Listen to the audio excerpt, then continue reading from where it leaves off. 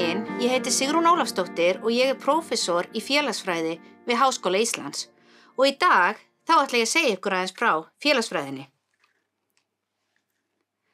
Og þar byrjum við kannski á augljóslegustu spurningunni, af hverju er félagsfræðin mikilvæg og hvað skoðar hún? Það sem við kannski erum með áhuga á í grunninn og skiptir hvað mestu máli er að við skoðum tengsl einstaklings og samfélags. Hvað þýðir það? Jú, það þýðir það að við höfum áhuga á að skilja hvernig samfélagið hefur áhrif á okkur sem einstaklinga og hópa og þar spyrjum við spurninga, til dæmis eins og hvort að það hafi áhrif á heilsu okkar, hvernig heilbrigðiskerfið eða velferðarkerfið er skipulagt. En við skoðum ekki bara hvernig samfélag hefur áhrif niður á okkur, heldur líka hvernig við sem einstaklingar og kannski sérstaklega hópar getum haft áhrif til að breyta samfélaginu. Þar tölum við oft félagslegar hreyfingar sem að kannski berjast fyrir einhverjum ákveðnum málum og í umræðin í dag þá er kannski nærtækt að taka dæmi MeToo-hreyfinguna. Og það má kannski segja félagsfræðina að hún tekur á öllu því sem skiptir okkur máli sem einstaklingar og sem samfélag á 21. öldinni og við getum notað sjónarhorn félagsfræðinar, grundvallar kenningar hennar og aðferðinar til að skilja ólík fyrirbæri eins og ójöfnuð, umhverfismál og loftslagsbreytingar eða eins og við höfum stundum sagt að í rauninni má segja að við séum að lifa í einni stórri félagsfræðilegri tilraun á tímum COVID-19. Eitt grundvallar atriði í félagsfræðinni og sem við leggjum mikla áherslu á er að við berum saman. Við spyrjum alltaf spurningarinnar en í samanburði við hvað? Og þetta er sérlega mikilvægt þegar við erum til dæmis að skoða einhverjar ákveðnar félagslega staðreyndir í samfélaginu að við getum sett þær í stærra samhengi sem gefur þeim þá dýpri merkingu.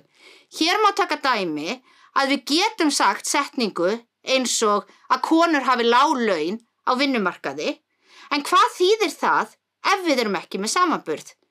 Setningin öðrast dýpri merkingu leið og við erum búin að segja konur eru almennt með lægri laun á vinnumarkaði heldur en karlar, jafnvel þó þau séu í sambærilegum störfum og vinni jafn mikið.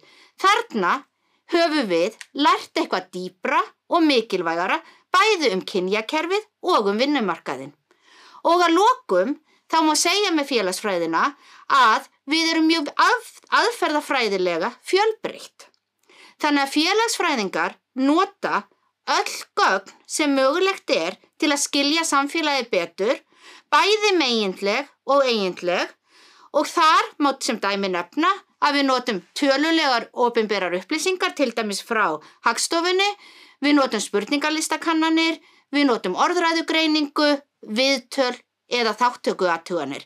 Þannig í rauninni hvað það er sem að getur sagt okkur og hjálpað okkur að skilja samfélagið og tengsl einstaklings og samfélags lærið þið aðferðafræðilega hæfni í.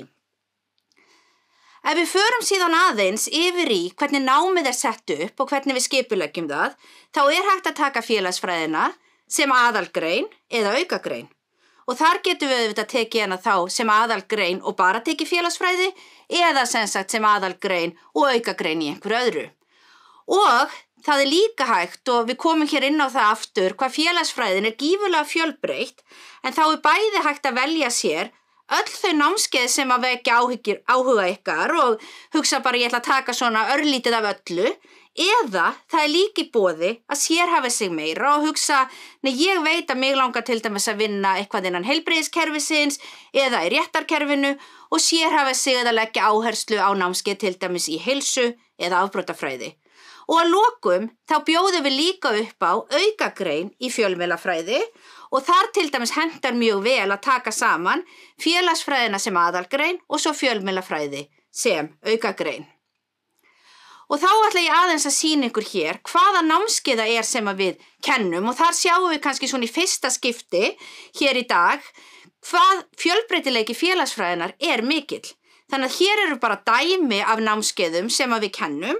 Við kennum ykkur til dæmis afbrot, við skoðum heilsu, við skoðum íþróttir, karla og karlmennsku, dægurmenningu, fjöldahreyfingar, fólksflutninga.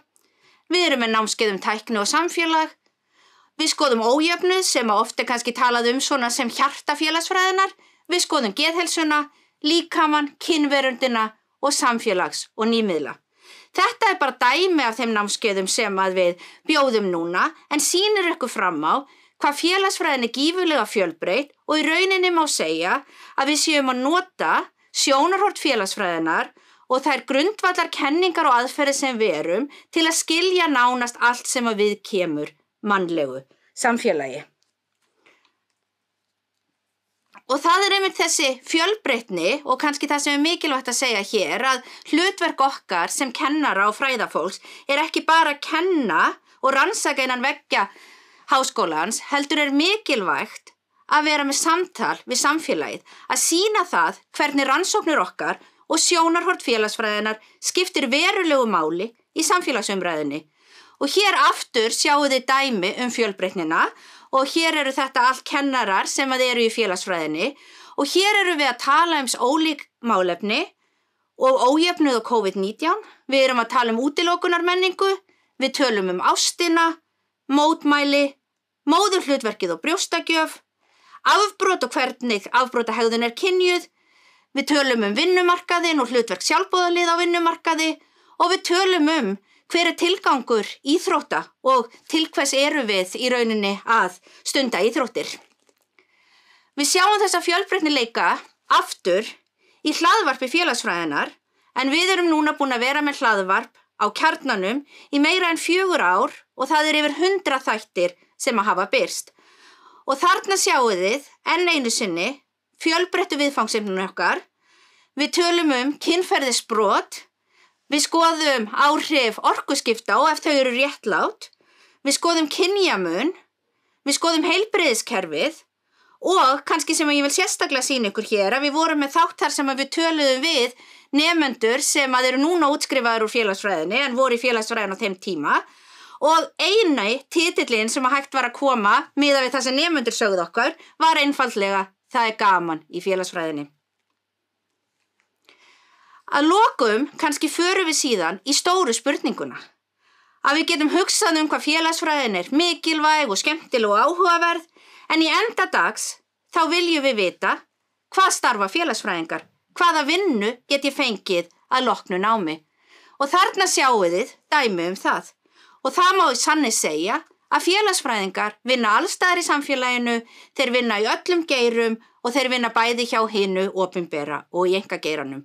Hér sjáum við til dæmis framkvæmdastjóra samtakanna 78, við sjáum sérfræðinga í skaðaminnkun, í forvörnum og hjá lögreglunni, forstöðukonu Nýheima þekkingaseturs á Hornafirði, fólk sem hefur tekið þátt í stjórnmálum og kvikmyndaleikstjóra.